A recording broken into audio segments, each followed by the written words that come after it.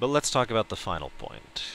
I want to talk about this at length. I've actually made a third video, as you can tell here, because of a lot of reasons. Okay. Villains are characters that are always interesting to me. I shouldn't say always. Most of the time are interesting to me. And the reason for that is the obvious one. Villains are usually more fleshed out. There's more to them than the heroes. They usually have more development. They usually have more screen time.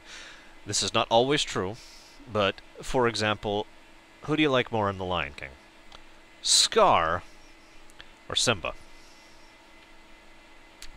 Now, maybe you say Simba. I don't know. I like Scar better.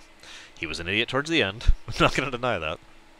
But he was a more interesting character. He was more well developed. He had more to him. There was depth. You know, there were layers, that sort of thing. And there's another concept within the villains that I'm borrowing the term from TV tropes, but I use it slightly differently than they do. So they call it complete monster. And they use it lightly. They consider a lot of villains complete monsters that I do not see. In my opinion, someone who is a complete monster is the furthest end. This is... you can't go any farther. They are irredeemable. They are unforgivable. And I know those words are thrown around a lot, but when I mean that in the literal sense. There is no forgiveness for this individual. There is no redemption for this individual. They are wrong. They are bad. They are evil. These are the villains that you cheer when they die. Now, this is a little bit different from... I don't have a word for it, but another category, which includes villains that you aren't meant to like. Because, see, even a complete monster is a character you can get into. As much as you want them to die, as much as you are charging through the game, or book, or movie, or whatever, trying to bring them down, the fact is, when the end of the day comes, you still think on that villain and think, that was an awesome character.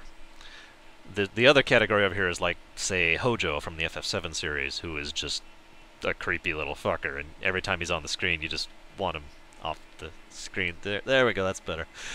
That's different. A complete monster is exactly what it sounds like. Ultimately, the phrase is so descriptive, and that's why I like to use that phrase instead of coming up with another one of my own, because it's so indicative.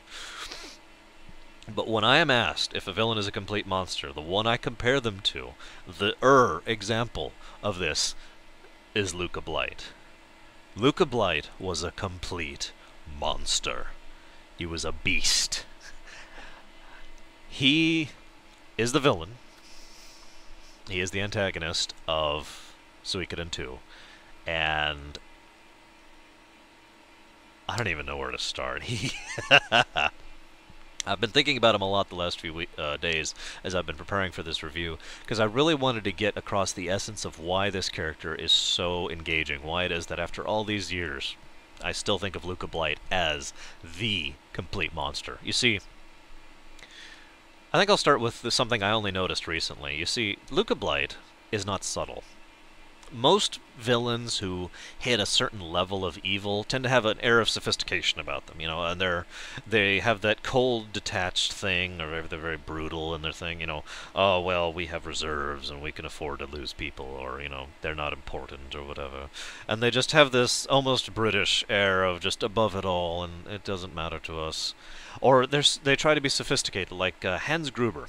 Die Hard 1 tried to play just the gentleman the whole time. You know, he's just doing this thing the whole time when he's not, obviously.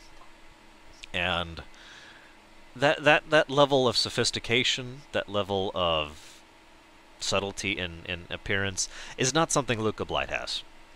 Luca Blight is arguably one of the most crass, base, down-to-earth, mud-stenched characters I've seen in a game of recently. That's one of the reasons he was so liked by his people. He was not a noble.